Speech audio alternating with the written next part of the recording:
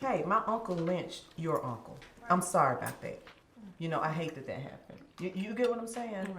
But a lot of people are like, He is not ready for that conversation. I will say that.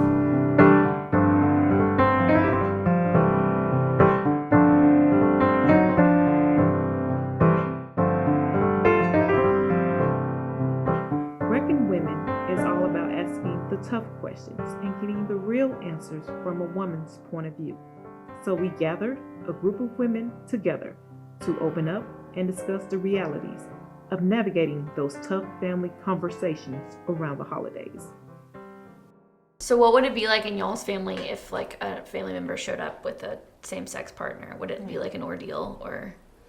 If it had been my parents and my sister had come in with her partner, my father would not have tolerated that at all. Oh, wow. He would have asked her to leave. Wow. oh, He would have. And it would have just been another disaster. Mm-hmm. Wow. So, unfortunately, she didn't live long enough to be in these times where it is okay. And so she died not being able to say who she Really was. was. Yeah. Right. That's heartbreaking. Saying about your family. Were you saying not yours? I That mean, you all my have family different- has very varying political views. And because I'm pretty outspoken about mine, I feel like it's like a running joke to like poke the bear. Mm-hmm. I'm like, y'all really want to get into this over turkey? Like, let's wait till like 3 more glasses of wine and then I'll be on my game. But I don't know. I mean, there's definitely, obviously Trump was like a huge win for some folks in my family and not so much for others. So that definitely had some interesting conversations that, I don't know. I tried to back away a little bit, but because it's I don't know. I feel like I have to take up every battle and I don't know. Sometimes I just want my pumpkin pie. I wouldn't say I suffer. I wouldn't say suffer. I mean, So are they more on Trump's side and less, and you're like the only one? I wouldn't say I'm the only one by any means. I Okay. mean, my family is great, but I will say they have. I mean, and I don't. I sometimes I try not to. I don't want to know. So I don't know. I stray at least over dinner. I just try to stray away from political opinions. I don't know. How can you not talk about this thing? And when we're establishing on Thanksgiving, which is, a pretend event that never really happened, to try to gloss over what really happened on Thanksgiving. because nobody wants to be the bad guy. Right. Nobody Still wants to celebrate face Columbus up Day. that, Yeah. Okay, maybe my granddaddy did do this. You get what I'm saying? Like, maybe my great uncles did do this terrible thing. Yeah. I was just thinking, Keith, You know? like, how do you address that ugly truth of the holidays, especially when you have that, like you say, rocky relationship or falling out with that family member? You and address they- it head on. That's how you address Which is what she anything does. head on. She addresses it, Mm-hmm. and you have to. So I have a question though, because my students are always asking me about this, right? There are some of them who don't want to be complicit, right? They want to push Right. back on what their families have to say, but then I'm pushing back against daddy who's also paying my tuition. So then what happens to me if I push back and daddy says, So you Be think strong. you think he Look. would pull tuition, really? well, there was one student who believed he really would. So And he's probably right. They probably would Yeah. these days. Yeah. Parents want to control their kids' minds and their thoughts and everything like that. And so if there's especially any monetary control, they'll definitely use that, unfortunately. That's what, I mean, right? And so I couldn't necessarily tell her, right, well, push against the grain and then, lose access to your funds for education. And I could also say, sit there, be complicit, like listen to the racism, listen to the homophobia. I just told her, that's a decision you have to make on your own, but I'm also wondering what everybody else around the table thinks. Like, Right. I mean, do you tell a student like that to push forward with, like, arguing with her father? Or do you say, Try to become financially independent and then I was about and then to say speak your just wait. truth. I think my thing is deep down I feel such a strong responsibility to speak what I feel like is right and wrong, because it's not just my opinion to me, it's what I think is right and wrong. So if, my grandparents, unfortunately, in my older years, I found that they were racist. I didn't realize that when I was younger. And I've had to push back on that, and it was uncomfortable. I love my grandparents, but I felt like that was what was right. And so, thank God they loved me enough where we were able to have those conversations, but I didn't know what was going to come of that. And I think everybody's different, but if you do have the strength inside to speak up and say what you believe is right, then I push for that personally, no matter the consequences. Right. But how about facing that ugly truth, and like you said, facing it head on? How do you face that truth and also keep the peace as well? Is there a chance? Is there a way? It's hard. Yeah. So my husband and I are two different races. We've heard from different people. His side of the family, like his granddaddy's super anti-seed mixing, and then his aunties are like, white girls smell like bologna. And then, whatever, it doesn't matter. Right. I'm like, is that And then respond to I that. like fried I'm sorry, I didn't mean to cut you off. How did you respond to that comment? I laughed. I'm unbothered. that? It's just funny. It's Wait, not who funny. says that? But he had to earn his way through college. He had to get a football scholarship, and my dad's just kind of like, where did he grow up? What He's black, your husband? And and he got to where he didn't accept my family and my young son, so that means you don't get access to me and my family anymore. And it's painful and it stinks, but what's more important to me is what's right. My conviction, like what you're saying, to what is right and what is wrong is you just lose access to me, and I'm sorry. How does your son feel about it? How old is he? It breaks my heart because we called my dad actually last night. He's 3, to sing him happy birthday, and my son sang him happy birthday, and it was the purest, sweetest. What kind of cake do you want? Do you want Spider-Man? And my dad was like, I think I want Red Power Ranger. But I still know it's there. And my son always says, why can't we go to the lake? Because my dad lives at Lake Martin. Why can't we go to the lake and see him? How do you explain that to a baby? You don't. How do you say, well, you're not good enough, not for any reason other than the color of your skin? It doesn't make any sense. But do you see any hope for your dad that that as your son grows up, that your dad will become more accepting? I can't be worried about that.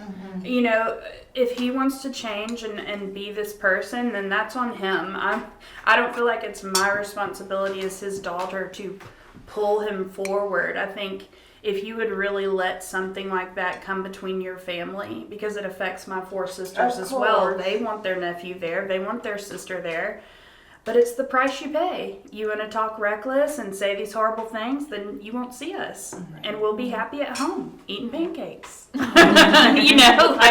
Nobody likes dry turkey anyway. So, and I'm great with his side of the family now. I was about to ask that question. Yeah, no, it's like, Paw grew up during Emmett Till and the Scottsboro Boys and stuff, and I think there was a little bit of mistrust maybe. And I understand that, and I respect it. And because I respected it, and because I took the time to earn his respect, I don't have any grandparents. They've all passed away. He is my grandparent. And so we have this amazing relationship, and it's really beautiful. And Paw did that on his own. It's interesting you say that, because we actually got a comment from one of our members in the Breaking Women group about how she's actually mixed race and went to grandma's house for the holidays all the time. And it got to the point where she was about 20, 25 years old, and a grandmother decided to tell her ugly truth. Said, I can't stand mixed race babies. And she's just sitting there just having to take this from a woman who she adored and loved, who pretty much says she doesn't like half of her. I mean, how do you deal with that? How can you look at that family member the same when they've been holding this in for decades? I have a son, and this is probably a difficult subject for me because he had a white girlfriend. And I grew up in Montgomery during the 60s, the 50s. I was born in 1948. So I just couldn't relate to it at all. And he went to Morehouse, and I would say all the time, Omari, all those black girls across the street, why can't you go over there and find one? And he was just in love with Catherine. One summer, maybe 4 years ago, we were all out on the vineyard, and Catherine came. And she's like, Mom, everybody knows how you're acting towards Catherine, so could you try to do better? And so at that moment, I said to him, yes, because he really loved her. And that next day, I made an effort to get her by herself, and we went to Edgarstown, and we went shopping, and I took her to lunch, and we had a great conversation. She talked about how she felt with me, and I talked about how I felt about my son, and we became friends after having the conversation. Let's get everybody to the carpet and let's talk about it. Yeah. I mean, that hasn't helped, right? And I feel like that's one of the things that I've shared with my family, right? This idea of protecting everybody's feelings, right? Being mindful of what you say. Let's not bring certain things up. Let's not poke the bear. How has that helped? You still have people sitting there with these gaping open wounds, and every time we have these gatherings, we're just heaping salt into them. So, like, how does this help to just, shh, nobody talk about it. Let's just leave it alone. And then you still have Uncle Leroy showing up to the family dinners when he's been molesting people for 20 years. You know what I mean? Yes, You know what I mean? So, yeah, so it's Yeah. like, we kind of want to keep it all in the family, but at the same time, it's not helpful. It's not necessarily helpful or healthy to keep it all in the family that way. Yeah, I agree. And that's what my family does. They just act like nothing's going on, but then everybody talks about it behind the scenes. Yeah. It's really Girl. gossipy. Yeah. And nothing ever gets done. I'll be honest, I'm the outspoken one in my family, so I am the one that just to go to somebody or start a conversation, but then you seem like the troublemaker too, if your whole family's the type to just kind of brush things under the rug. Right. So it can be hard. Yeah, or being told that, like, in my situation, like me not going around my dad because he has an issue with my husband's blackness. You know, my sisters are like, gosh, you're being so dramatic. Like, you're and I causing a just want problem. to be like, whoa, yeah, I'm being so dramatic. Well, Like, you know what? I was kind of like your dad, in a way. yeah, but you had a reason to be. Like, in my mind, like Paw was a little bit upset about his grandson dating a white woman. Like, he was mistrustful a little bit of white women, and I can understand that because of the time and the way people were treated. And my dad has there's just nothing. I mean, you can't make an excuse for somebody like that. And that's why I said bring it to the forefront and face the ugly truth. Maybe my granddaddy did do this to your people. Maybe my uncles did do this. Because when you keep sweeping it under the rug, the issues never come never out. is resolved. The truth doesn't come out. And you're sitting here hating someone based on the color of their skin without realizing, hey, this person really has never done anything to you. It's the other way around. So let's just face the truth. What would you think would be the number one thing that people should remember about interacting with their families around the holidays? So I should want to get an answer from each one of you guys. So I'm going to start with Amber, and we're going to work our way around the table. I think the number one thing is trying to have a conversation respectfully. Maybe not playing too much of a blame game, but also maybe knowing when to kind of back down. I think that's a big thing for me that I need to learn still. But yeah, just keeping it respectful. And remember, it might cost you some things, or it might cost you some time away from people. But at the end of the day, if you're not speaking out about what you know is not right, then you're being complicit. So you're literally just as guilty as the person who you refuse to confront, right? So living your truth, speak that, and just like hold to it. I truly believe that no one's a lost cause, and Yeah. just because your grandfather still says the N-word or whatever it may be, like, I think having thoughtful, meaningful conversations, maybe not at the dinner table, Yeah. because I mean, you don't want to ruin everybody's Thanksgiving, I guess, but if it ends badly, but like to take the time that you have with your family and poke and prod a little and see if you can talk about issues that are happening around you in a way that relates to them, and not just coming from a top-down perspective, like, this is all I know and this is what you need to know because you're dumb. Like, Yeah. My reputation in my family, and everybody else basically, is you can't do nothing with that girl. She gonna do what she wanna do, and if you don't like it, then you're gonna be without us. So you might as well just buckle down. Like, you know, like my boyfriend now is white, and all the older people in my family are like, oh, here she go. So I might be the troublemaker in the family. They be like, oh, here she go again. Here she go again. But, yeah, oh, here she go. But the biggest issue I have is, like, there's always the one family. It's always that one. Think about how you would feel if someone did to you what you did to other people. Like, you just open your mouth and stuff just flies, just questions just fly out. You just say things and it's just like, I'm like, did you? And a lot of times I'm vocal. Did you think before you said that? You know, because I'm that one. Like, did you think about that before you said that? Probably and she'll ask things like, when y'all gonna have a baby? Oh, God.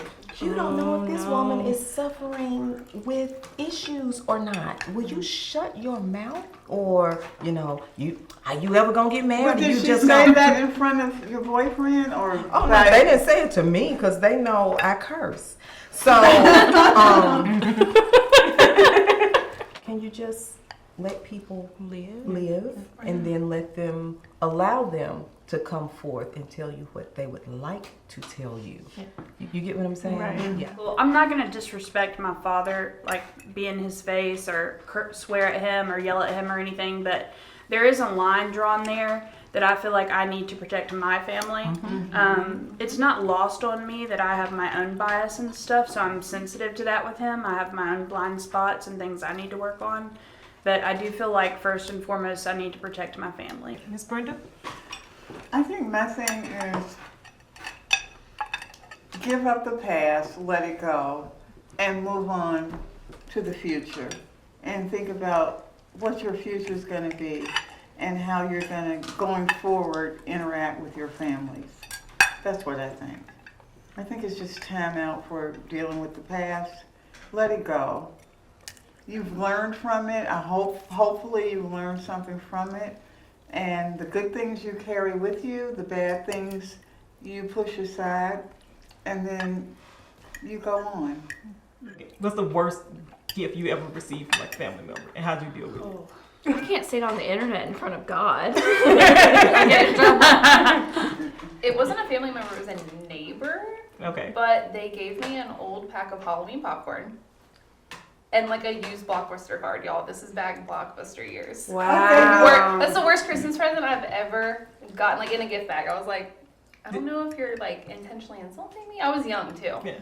But did you ever use the Blockbuster card? Oh yeah, girl. That went right around the corner and got me a movie and tried the popcorn. Yeah. That was Try it. Yeah. It's popcorn. So funny. What's the most memorable gift you've ever received? It was good.